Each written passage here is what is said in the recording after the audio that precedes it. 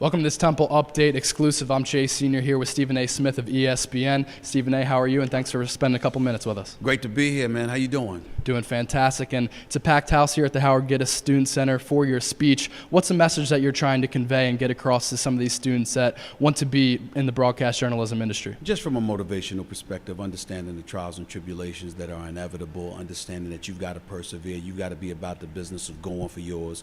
You have to expect obstacles, you have to expect to be knocked down. It's not about what trials and tribulations you ultimately encounter, but how you respond to those kind of challenges. And a lot of times when I'm talking to college students, I just have this mindset that a lot of people sort of kowtow and wiggle their way around sending a certain kind of message.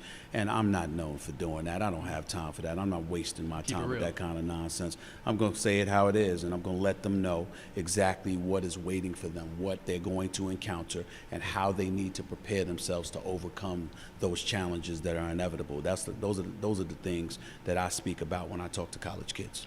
Now, you do have some Temple ties. Earlier on in your career, you spent time covering the Temple football and basketball team. What was your time like on North Broad Street, especially covering the basketball team under legendary head coach John Chaney? Well, it was very, very interesting to say the least. On one hand, you had misery covering the football team because the losses were inevitable and incredibly predictable. There was no way to escape that. The flip side to it is covering a great guy like John Chaney, the venerable John Chaney. I mean, what do you say? He's a legend. He's a Hall of Famer. He was an iconic figure, and he cussed me out once a month. I mean, it wasn't a good month unless he got on you, because he was like my coach from college.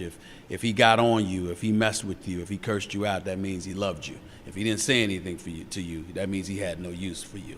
And there wasn't a month that went by that I didn't have the opportunity to sit in his office and get lectured. And it's kind of hilarious because when you're a journalist, you're supposed to be asking the questions. Right. You're supposed to be interrogating and being inquisitive and bothering him. But you literally dreaded him calling you because he had a complaint and he wanted you to hear it face to face. And if it was for as long as he wanted to complain. Sometimes it was a half hour. Other times it was several hours. So it was definitely an interesting experience, to say the least. But he was a legendary individual. He still is. I love him dearly, miss him a lot. And he has a lot to do with the success that I've been able to enjoy in my career. And I definitely owe him a debt of gratitude. Moving to a polarizing figure in the Philadelphia sports spectrum, Allen Iverson, it was reported earlier that he will announce his retirement October 30th when the Sixers take on the Miami Heat at home for their home opener. You had the luxury of covering him and gained a pretty good relationship with him. How exciting of a player was he, and what was your relationship like with the answer?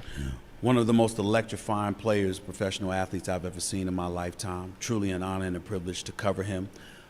Sometimes it was also a headache and nightmarish because you had the Sixers beat and then it was the Allen Iverson beat. Right. And he was a beat in and of himself, and it was sometimes it was a bit hectic, no doubt about it. He's ruined vacations on many occasions because I was called off vacations to cover for him, but ultimately I know him in ways that most people don't. I know what an incredible individual he is. I know a lot of the trials and tribulations he experienced that I can never speak on. And my heart goes out to him for some of the struggles that he's had. But I hope that retirement that's going to take place at the end of this month will be the beginning of a new era for him, as opposed to the end of the career that we've all known and loved throughout the years. I just hope that it's the beginning of something new and something special for him, because obviously, as of late, he could have had better times. Stephen A. Smith from ESPN, thanks so much for joining us. Thank you so much.